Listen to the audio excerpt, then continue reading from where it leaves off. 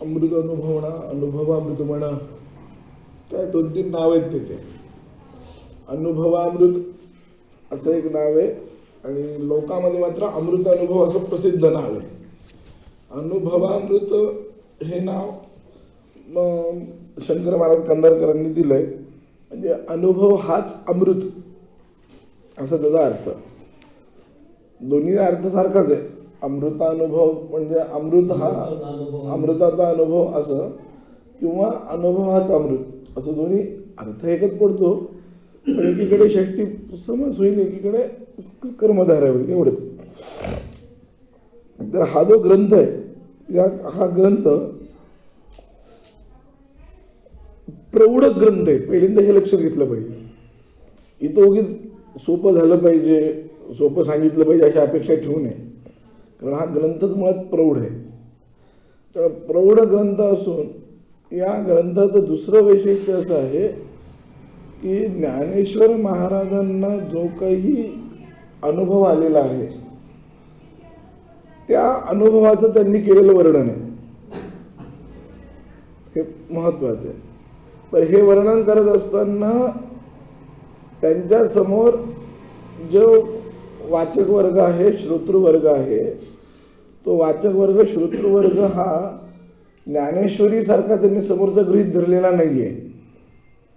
ज्ञानेश्वरीमध्ये कसं आहे की ज्ञानेश्वरीच्या समोर शेतकरी वर्ग बसलेला आहे. रोज रात्रीच्याला शेतीचे कामं करून येऊन मग ज्ञानेश्वर महाराजांच्या समोर जे लोक बसायचे. पण ज्ञानेश्वर महाराज रोज रात्रीच्याला आपल्या काही गोव्या सांगतात, नाही ऐकवायचे.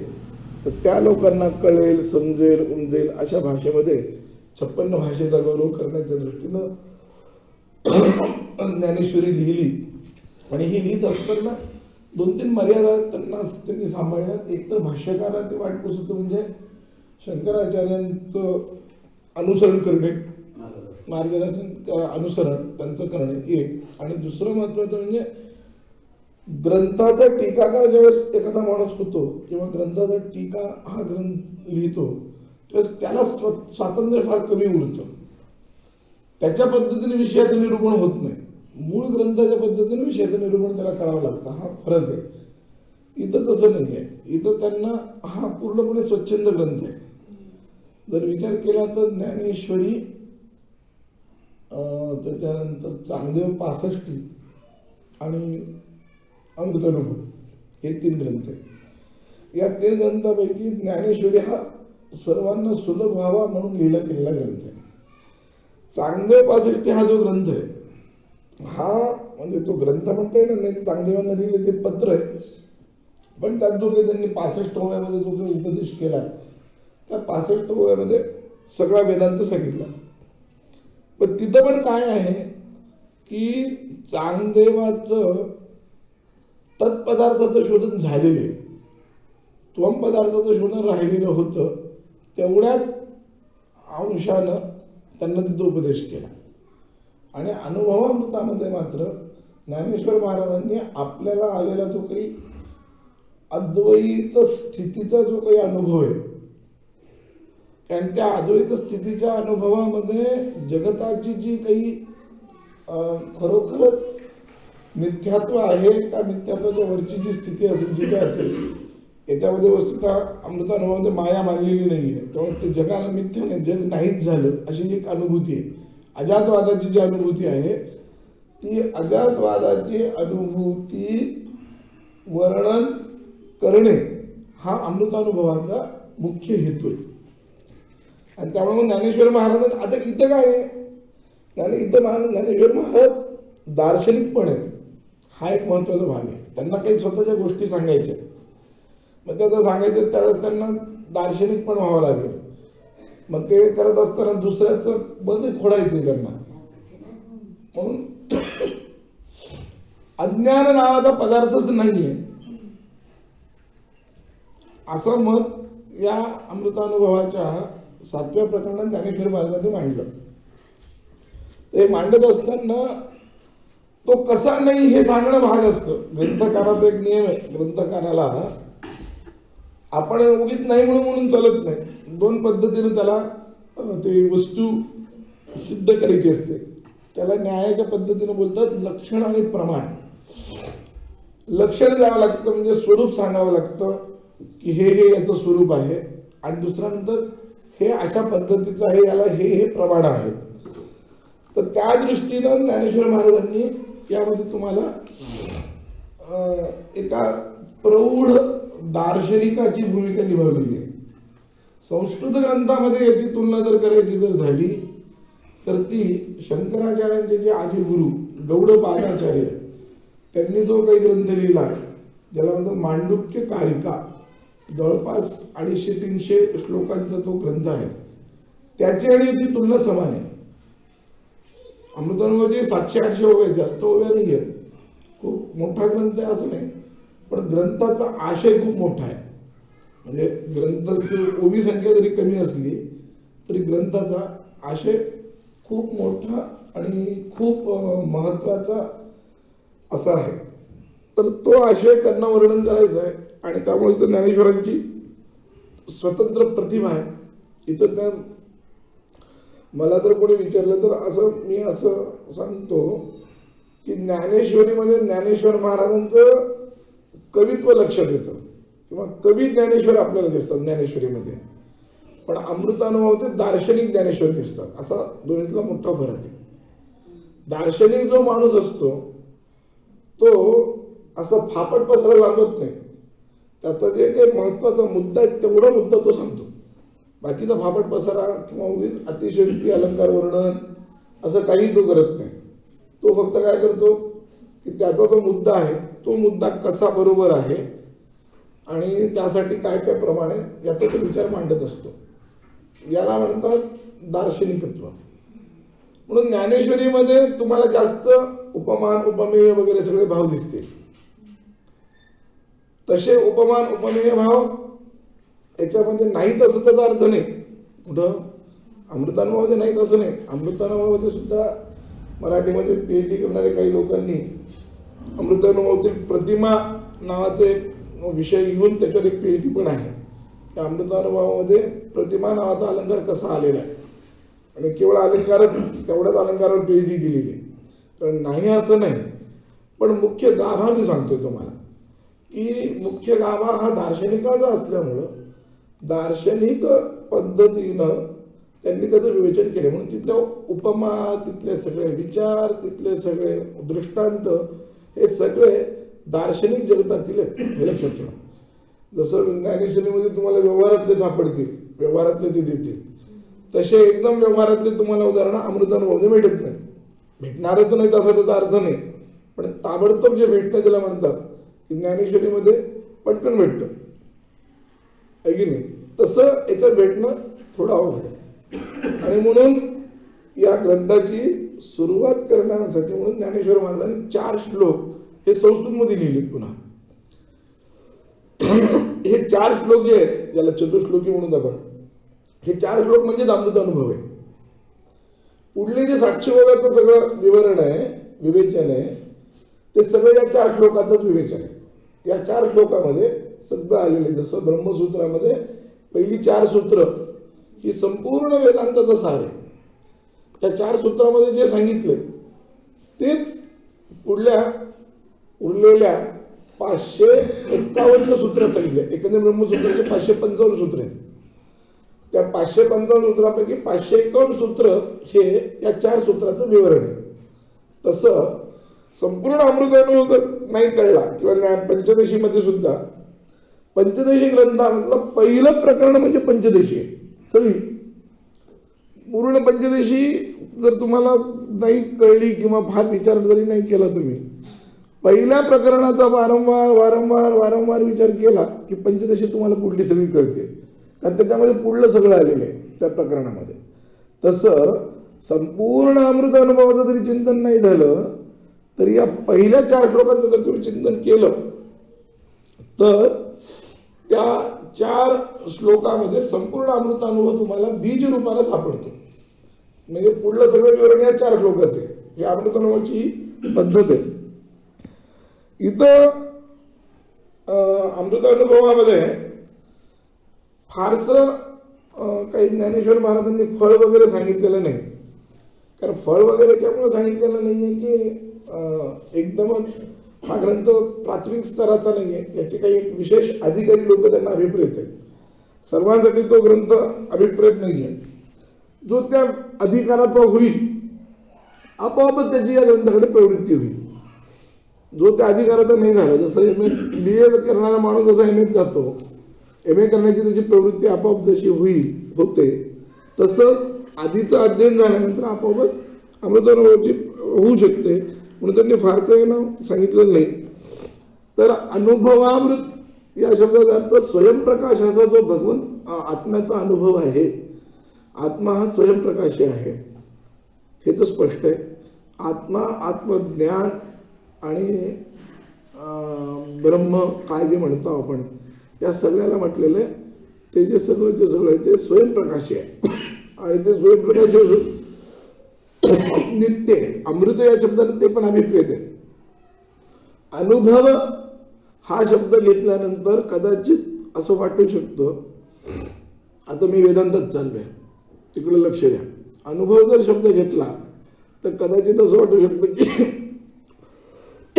एखादी वृत्ती या ठिकाणी अभिप्रेत असेल, वृत्तीरूप ज्ञान अभिप्रेत असेल, तर ते ज्ञान अभिप्रेत नाही हे सांगण्यासाठी अमृत शब्द वापरला.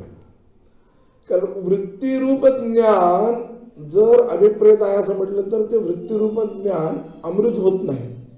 कारण वृत्तीरूप ज्ञान किती वेळ रूप राहतं? 2 क्षण राहतं, त्याच्यानंतर ते नष्ट होतं, जास्त क्षण राहत नाही. दुसरं विरोधी ज्ञान उत्पन्न झालं, जसं एखादी गोष्ट आपल्या डोक्यात आली, एखाद्याबद्दलचा एखादा गैरसमज पण आपण घेतला, एखाद्या माणसाबद्दल काही आपल्या डोक्यामध्ये विचार असला, गैरसमज असला, तो गैरसमज जो कुठपर्यंत राहतो, जोपर्यंत त्याच्या विरोधी चांगला समज आपल्या डोक्यामध्ये येत नाही तोपर्यंत तो राहू शकतो. त्याला जर कोणी दुसऱ्याने येऊन चांगलं त्याचा गैरसमज जर काढला तर पहिलं ज्ञान नष्ट होतं. त्याला म्हणतो उत्तर ज्ञानाने पूर्व ज्ञानाची निवृत्ती होते. हा नियम आहे. आत्म्याचे जे काही विशेष गुण आहेत त्या विशेष गुणांचा हा नियम आहे की पुढलं गुण मागच्या गुणाला मारतो, असा एक नियम आहे. म्हणजे उदाहरणार्थ शब्दांचं बघा, शब्द आहे की नाही, शब्द हा गुण आहे. हा शब्द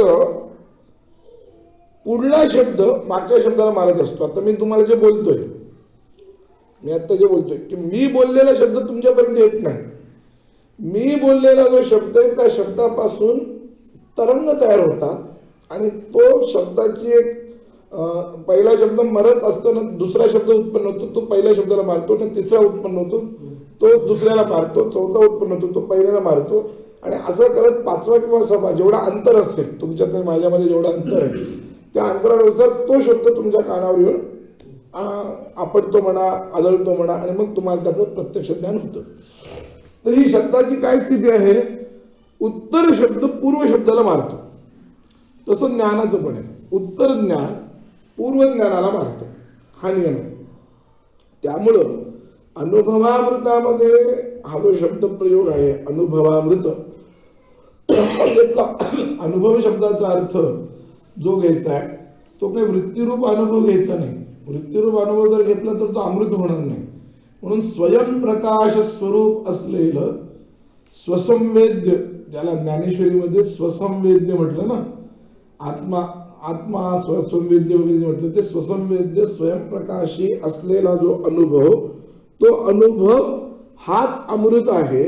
म्हणजे हाच नित्य आहे आणि तो अनुभवच वस्तुतः आत्मा आहे हे सांगणं हे या अमृत अनुभवाचं काम आहे.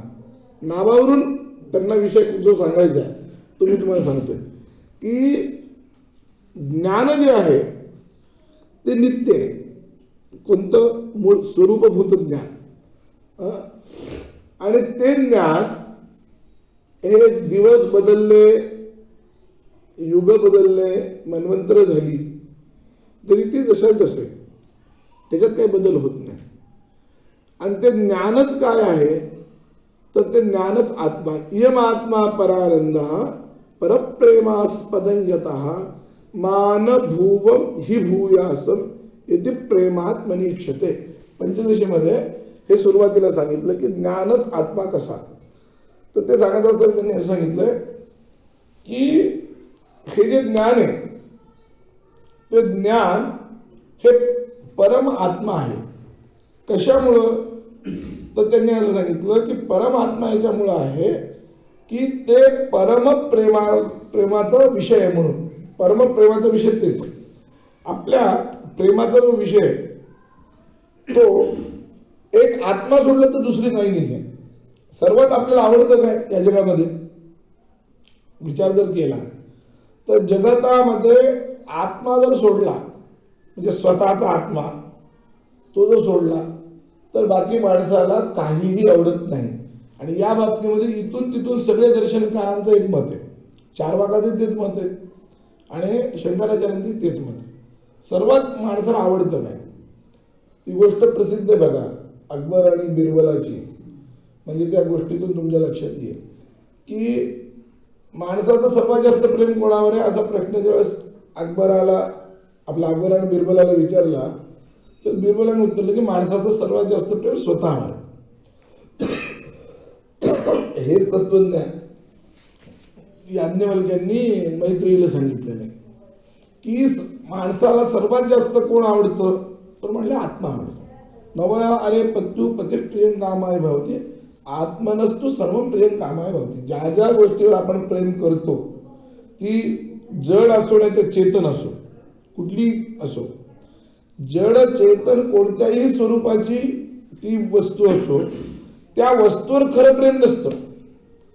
तर ती वस्तू ही मला अनुकूल आहे म्हणून माझं त्या वस्तूवर बाहेर प्रेम असतं, पण ती मुळात मला अनुकूल असेपर्यंत तिच्यावर प्रेम असतं. ती वस्तू जोपर्यंत मला अनुकूल नाहीये, म्हणजे समजा ती उद्या प्रतिकूल झाली, मग ती मला त्याच्याबद्दल प्रेम राहत नाही. आपल्या जे जगतामध्ये व्यवहारामध्ये अत्यंत जवळ असणारा मुलगा नंतर दूर होतो, हे व्यवहारात आपण पाहतो. भाऊ दूर होतो, हे दूर होतात, हे ते काय लक्षण आहे? हे भावावर जर प्रेम असेल तर तो दूर होऊ नये, किंवा मुलावर प्रेम असेल तर तो दूर होऊ नये. तो मुलावर प्रेम नसतंच, त्या मुलाच्या द्वारा आपण आपल्यावर प्रेम करत असतो. जोपर्यंत तो मुलगा, तो भाऊ कोणी असेल किंवा विद्यार्थी कोणी असो, तो जोपर्यंत आपल्याला अनुकूल वाटतो तोपर्यंत त्याचं प्रेम आपल्यावर असतं, आपलं त्याच्यावर प्रेम असतं असं म्हणून काढलं. तो थोडा जरी प्रतिकूल झाला की आपलं प्रेम जातं. का? कारण तो मला प्रिय मला जे प्रिय ते करत नाही तो. म्हणजे मी त्याच्यावर प्रेम का करत होतो? आत्मनस्तु काम आहे, माझ्या प्रेमासाठी मी करत होतो. माझं प्रेम होतं, मला अनुकूल होतं तोपर्यंत.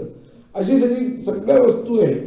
सर्वस्य नवारे सर्वस्य सर्वं प्रियं कामाय भवती आत्मनस्तु सर्वं प्रियं कामाय भवती. असा नियम आहे की सगळ्या वस्तू, त्याचं शेवटचं उदाहरण देऊन टाकलंय याज्ञवल्क्यांनी की सगळ्याच्या सगळ्या वस्तू ह्या त्या वस्तूवर प्रेम असतं म्हणून माणूस प्रेम करत नाही.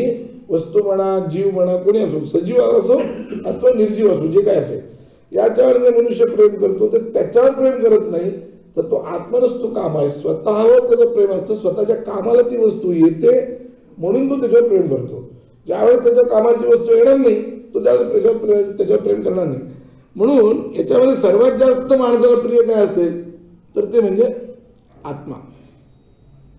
सर्वात जास्त पंचदशीकारांनी सुद्धा माणसाला सर्वात जास्त कोण प्रिय तर म्हणले, सर्वात पहिल्यांदा मुलगा प्रिय असतो असं सांगितलं. मुलगा प्रिय, आपलं पहिल्यांदा धनप्रिय, धनापेक्षा मुलगा प्रिय, आणि मुलापेक्षाही कोण प्रिय असं जर विचारलं तर सांगितलं आत्मा, आपला स्वतःचा पिंड. जसं त्या आत्ता मगाशी मी विषय सांगितला की बिरबल आणि अकबराचा, तर त्या बिरबलाला ज्यावेळेस विचारलं अकबरानं की माणसाचं सर्वात जास्त प्रेम कोणावर असतं, तर त्यानं सांगितलं स्वतःवर असतं. ते काही अकबराला पटलं नाही. तो म्हणला जर स्वतःवर असलं असतं तर मुलासाठी एवढी धडपड केली नसती, मुलाला एवढं शिकवलं नसतं, अमुक तमुक ते सांगायला लागला. बिरबलानं त्याचा प्रतिवाद केला नाही, ऐकून घेतलं. 4-8 दिवस जाऊ दिले. 4-8 दिवसामध्ये त्याने एक हौद बांधला आणि त्या हौदामध्ये भरपूर पाणी सोडलं. एक मांजराचं पिल्लू, आपला एक मांजर आणि त्याची 2 पिलं असे त्याने त्याच्यात सोडले. आणि अकबराला एक दिवशी सप्रयोग असं दाखवण्याचा त्याने प्रयत्न केला आणि त्याच्यामध्ये पाणी सोडलं. जोपर्यंत ते पाणी लहान होतं, वर जात नाही हे पाहिलं, तोपर्यंत त्या मांजरानं त्या पिलांना वाचवण्याचा प्रयत्न केला. ज्यावेळेस त्याचे हे लक्षात आलं की आपल्या डोक्यावरून पाणी चाललंय, आता आपलं काही खरं नाही, तेव्हा त्यानं त्या दोन्ही पिलांना खाली घातलं आणि त्याच्यावर तो उभं राहिला. ते ज्यावेळेस पाहिलं तेव्हा अकबराला ते पटलं, अशी गोष्ट सांगतात. आता खरी घडली का नाही माहित नाही, ह्या अकबर आणि बिरबलाच्या कुठल्याच गोष्टी खऱ्या नाहीत, तुम्हाला मी सांगतो खरं सांगायला गेलं. पण तत्वज्ञानाच्या दृष्टीने उपयोग आला म्हणून अकबर बिरबलाचं नाव घेऊन सांगतात. तर ते तात्पर्य हे की माणसाला सर्वात जास्त प्रिय आत्मा, यम आत्मा परानंद हा, तर तो परम प्रेमास्पद आहे. परम प्रेमास्पद का आहे, कशामुळे आहे, तर त्याच्यासाठी युक्ती अशी दिली की मानभुवम ही भूयासम. कधीही माणसाला, कोणत्याही माणसाला म्हणून नाही, जीवात्म्याला, जो कोणता जीव असेल तो हुशार आहे, लहान बुद्धिमान आहे, वेडा आहे वगैरे काही तर तो विषय नाही. सामान्य प्रवृत्ती सांगितली सगळ्याची, इथून तिथून, वेड्यापासून शहाण्यापर्यंत, लहानापासून म्हाताऱ्यापर्यंत, किंवा किडामुंगीपासून ते ब्रह्मदेवापर्यंत, काही तुम्ही कसेही त्याचं गणित लावा. सगळ्या जीव मात्राची एक प्रवृत्ती की त्याला कधीही असं वाटत नाही की मी नसावं, असं कोणालाच वाटत नाही.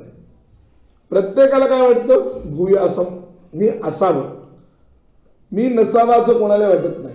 इतकं माणसाचं आत्म्यावर प्रेम आहे. मानभुव ही भूयासम, हे इतकं बाकी कुठल्या वस्तूबद्दल नाहीये. हे असावं ते असावं असं जरी वाटलं, समजा ते नसलं तरी त्याला चालतं, ते सोडायला तयार असतो. ज्यावेळेस त्याचा स्वतःचा अस्तित्वाला धोका यायला लागतो त्यावेळेस तो एक एक गोष्ट सोडायला तयार होतो. सगळ्यांचं सोडून द्या म्हणतो, मला मी राहिलो पाहिजे, बाकी कोणी राहू न राहू, जग बुडालं तरी चालेल, मी राहिलो पाहिजे, ही माणसाची प्रवृत्ती आहे. त्याला तुम्ही स्वार्थी प्रवृत्ती म्हणा, काही त्याला काय नाव द्यायचं ते द्या, पण मूळ नैसर्गिक प्रवृत्ती जी आहे ती ही आहे.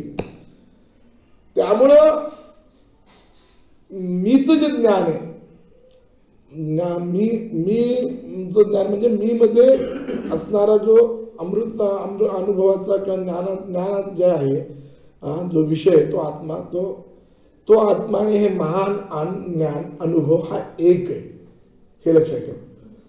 तो आनंदाचा विषय आहे, ज्ञान हे आनंदाचा विषय आणि हाही आनंदाचा विषय परमप्रेमास्पद आहे, म्हणून दोन्ही एक आहेत. अशा प्रकारची एक प्रकारे त्या ठिकाणी यांनी मांडलेले पंचदशीकारांनी. तर तो अनुभव यांना इथं सांगायचा आहे की आत्मानुभव काय आहे, तर ते आत्म्याचा अनुभव असं सामान्यपणे द्वैत बुद्धी स्वीकारून आपण उत्तर बोलतो की आत्म्याचा अनुभव, आत्मानंदाचा अनुभव, मोक्षाचा अनुभव, ही जे सगळे शब्द प्रयोग आहेत, हे सगळे शब्द प्रयोग आपल्यावर झालेल्या अविद्येच्या संस्काराच्या वशानं, व्यवहाराच्या संस्काराच्या वशानं अनुवाद, द्वैताचा अनुवाद करून केलेला आहे. त्यामुळं आपली जी भूमिका आहे, आपल्याला असं वाटतं की अनुभव वेगळा, आत्मा वेगळा, त्यामुळं आत्म्याचा अनुभव असा शब्द प्रयोग आपण करतो. पण हे सगळे शब्द प्रयोग जे आहेत ते सगळे चुकीचे. गाईचं गोमूत्र म्हणल्यासारखं आहे, गोमूत्र म्हणल्यानंतर ते गाईचंच असणार आहे, पण ते गाईचं गोमूत्र, पिवळा पितांबर हे शब्द प्रयोग जसे द्विरुक्तीचे उदाहरण दिले जातात, किंवा जसं राहूचं डोकं, राहूचं शिर हे एक प्रयोग दिला जातो. आता इथं शिर म्हणजेच राहू आहे. त्या राक्षसाचं विष्णूने आपल्या चक्राने ज्यावेळेस शिरच्छेद केला तेव्हा त्याचे दोन भाग झाले. त्यातलं डोकं म्हणजे राहू आणि डोकं विरहित उरलेलं जे धड आहे त्या धडाला त्यांनी केतू असं नाव दिलं. त्यामुळे पुन्हा आता राहूचं डोकं म्हणायची काही गरज नाही, पण माणसं म्हणतात, शब्दप्रयोग तसंच होतो की राहूचं डोकं, तिळाचं तेल. तेल हा शब्द वापरला की पुन्हा तिळाचं म्हणायची गरज नाही, माहितीये का? कारण तेल हे तिळापासूनच उत्पन्न होतं. बाकीच्या ह्याला सगळ्याला मग शेंगदाण्याचं तेल, याचं तेल, त्याचं तेल असं जे आपण वापरतो, तो तेल शब्द पूर्णपणे चुकीचा आहे वस्तुतः, गौण आहे. गौण अर्थाने आपण वापरतो. स्नेह जो निघालेला त्या शेंगदाण्यापासून, त्या स्नेहाला आपण तेल असा शब्द प्रयोग वापरतो. मग तेल म्हणजे तिळाचंच, पुन्हा तिळाचं म्हणायची गरज नाही वस्तुतः. पण आपल्यावर हे असे संस्कार आहेत आणि या संस्कारांच्या द्वारा आपण असलेल्या वस्तूंचंही यथार्थपणे वर्णन करत नाही जे व्यवहारात आहे. मला हे काय सांगायचं ते मला सांगतो की जे हे उदाहरण मी तुम्हाला दिले, या उदाहरणाच्या द्वारा व्यवहारातल्याही वस्तूंचं यथार्थ वर्णन आपण नीट करत नाही. आपण दुसऱ्या शब्दांचा आश्रय घेऊन काहीतरी सरमिसळ करून व्यवहाराचं वर्णन करतो. तीच आपली अवस्था ज्ञानाच्या बाबतीमध्ये, मोक्षाच्या बाबतीमध्ये आहे. आणि त्यामुळे आपल्याला व्यवहार, मुळातच हा विषय असा आहे की तो व्यवहारात बसत नाही. व्यवहाराचा आणि त्याचा काही संबंध नाही, व्यवहाराच्या कक्षेचा पलीकडला, वाणीच्याही पलीकडला, अवांग मनस गोचरम आत्मानम अखिलाधारम आश्रय भीष्ट सिद्ध, हे अवांग वाणी आणि मनाचे पलीकडला जो विषय, तो विषय ज्यावेळेस शब्दात मांडला जाईल त्यावेळेस अर्थातच त्या विषयाला, त्या मांडण्याला एक प्रकारची मर्यादा येईल. कारण जो वाणीचा विषयच नाही आहे तो शब्दामध्ये वाणीमध्ये मांडायचा आहे, तर त्याला एक प्रकारचा मर्यादा येणार. त्या मर्यादेमुळे आपण असे शब्द प्रयोग करतो. पण मूळ ज्ञानेश्वर महाराजांना काय सांगायचंय, तर आत्मा हाच अनुभव किंवा अनुभव हाच आत्मा आहे, आत्मा हाच अमृत आहे, म्हणून अनुभव अमृत आहे असं त्यांना म्हणायचंय. ज्ञानाची आणि आत्म्याची अभिन्नता त्यांना पहिल्यांदा सांगायची. काय सांगायचे तुम्हाला मी या ग्रंथात जातच नाही, ग्रंथाची फक्त पार्श्वभूमी सांगणार आहे.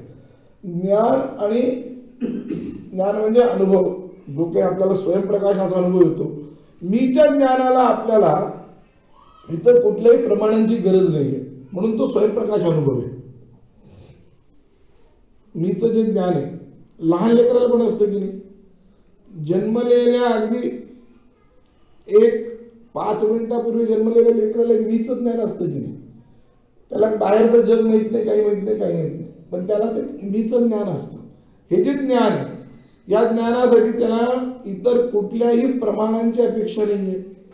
ना प्रत्यक्ष प्रमाण लागतं, ना शब्द प्रमाण लागतं, ना की अनुमान वगैरे काही लागतं. इतर प्रमाणांची अपेक्षा नसताना सुद्धा सहज उत्स्फूर्तपणे जे माणसाला ज्ञान होतं ते म्हणजे मीच ज्ञान. थोडं लक्ष द्या, आपण आपल्याकडे पण विचार करा की मला मी हे केव्हा कळलं, याचा अनुभव घ्या बरं, की या दिवशी मला मी कळलं असं तुम्ही सांगू शकता का? मला हा या दिवशी कळला, मीच ज्ञान मला या दिवशी स्फुरण या दिवशी झालं, असं नाही. मीच हे स्फुरण सातत्यानं होतं. असा एक क्षण होत नाही की ज्या क्षणी मीच स्फुरण नसतं. हे लक्षात घ्या. आपल्या 2 वृत्त्या इकडे तिकडे जरी गेल्या तर त्या 2 वृत्तीचा जो बारीक एक सूक्ष्म भेद आहे, काळ फार सूक्ष्म आहे. आपल्याला तेवढं ज्ञान नाही, आपण सेकंदाच्या पुढं मजल नाही मारू शकत. पण काळाचं असं आहे की त्यात 2 सेकंद फार स्थूल आहे. जो अनुभवला येतो ना सेकंद, तो फार स्थूल आहे. सेकंदाचेही सूक्ष्म पळ आहे. 2.5 पळाचा 1 सेकंद होतो, म्हणजे पळ सूक्ष्म आहे. आणि त्या पळांचंही सूक्ष्म विपळ आहे. 60 विपळांचा 1 पळ होतो. त्या विपळांचंही प्रतिसूक्ष्म म्हणजे प्रतिविपळ आहे. ती 60 प्रतिविपळ बरोबर 1 विपळ आहे. अशा गणित जर तुम्ही लावलं तर इतकं सूक्ष्म झालंय. पापणी लावायला जेवढा वेळ लागतो त्याला निमिष म्हणतात. ते निमिषाचा 30वा भाग म्हणजे ज्योतिषाच्या पत्रिकेमध्ये जे लग्न काढलं जातं ना, तो 30वा भाग आहे. निमिष एवढा वेळ जे काही वेळ लागतो याचा 30वा अंश म्हणजे लग्न असतं. कळलं का? इतकं ते सूक्ष्म आहे काळ. तर या सूक्ष्म काळामध्ये सुद्धा तुम्ही बघा, एवढा सूक्ष्म काळाचं चिंतन करा. वृत्ती 2 उत्पन्न होण्यात झाल्या. पहिल्यांदा मला घटाचं ज्ञान झालं म्हणजे घटाकारी वृत्ती झाली. दुसरं मला ज्ञान झालं पटाचं, तर पटाकार वृत्ती झाली. पण या घट आणि पटामध्ये जो काही वेळ गेला त्या वेळेमध्ये सुद्धा मला मीच ज्ञान आहे की नाही. घट आणि पट ही वृत्ती ज्यावेळेस होते त्यावेळेस ते मला मीच ज्ञान असतं. मी घटाला पाहतो असं ज्ञान असतंच, मी पटाला पाहतो असं ज्ञान असतं. पण ज्यावेळेस मी कुठलाच विषय पाहत नाही, ऐकत नाही, कुठलाच विषय काय करत नाही, मी चिंतनही करत नाही, समजा की कुठला विषय मी चिंतन करत नाही, कुठला विषय मी पाहत नाही, ऐकत नाही, स्पर्श करत नाही, बोलत नाही, काही नाही, नुसतं स्तब्ध पडू नये असं गृहीत धरा. अशा स्तब्ध अवस्थेमध्ये सुद्धा मीच भान आहे की नाही. मीचा हा प्रवाह होतो. त्यासाठी त्याला काही इंद्रिय व्यापाराची वगैरे काही गरज आहे का? काहीच नाही. मनाची गरज नाही, इंद्रिय व्यापाराची गरज नाही, कुठल्याही वृत्तीची कशाचीच गरज नाही. ते आपोआप ते होतं. म्हणून ते स्वयंप्रकाश आहे. स्वयंप्रकाश शब्दाचा हा अर्थ आहे आपोआप इतर प्रमाणांनी न कळता व्यवहाराला योग्य होणे, त्याला म्हणतात स्वयंप्रकाश. तर मीच ज्ञान तसं आहे. तर स्वयंप्रकाश असलेला जो हा आत्मा, या आत्म्यावर हा आत्मा आपल्याला कळतो की नाही कळत असे खूप मारामारी आहे. त्यात शंकराचार्यांनी सुरुवातीला शंकराचार्यांना सुद्धा असंच विचारलं, तर त्यांनी उत्तर पहिल्यांदा प्रश्न असाच केला की मी कळतो की नाही कळत. कळतो म्हणलं तर मग तुमच्या वेदांत शास्त्राचा उपयोग काय, कशाला एवढं काथ्याकूट करत कशाला बसायचं. नाही कळत म्हणलं तर अनुभव आहे मीचा, असा एक प्रश्न आहे. किंवा हे जे आत्मा आहे तो प्रसिद्ध आहे का अप्रसिद्ध आहे. प्रसिद्ध असेल तर पुन्हा तुमच्या शास्त्राची गरज नाही, अप्रसिद्ध असेल तर अप्रसिद्ध वस्तू कळतच नाही, तिच्यासाठी पुन्हा कशाला काथ्याकूट करायचे. असे अनेक विकल्प निर्माण होतात त्या बाबतीमध्ये, प्रसिद्ध अप्रसिद्ध, कळतो न कळतो. तर या सगळ्याचं उत्तर असं आहे की आपल्याला आत्मा सामान्यपणे कळतो, विशेष रूपाने कळत नाही, म्हणून सगळा खात्याकूट आहे. शास्त्राचा खात्याकूट कशासाठी आहे की आत्म्याचं असलेलं सामान्य ज्ञान आहे, विशेष ज्ञान आपल्याला आत्म्याचं नाहीये, जे खरं मूळ यथार्थ ज्ञान आहे. मी रूपानं भासणारं जे ज्ञान आहे, त्या मी मध्ये ज्याचं ज्ञान होतं ते ज्ञान यथार्थ नाहीये. हा मूळ शास्त्राचा मूळ गाभा आहे.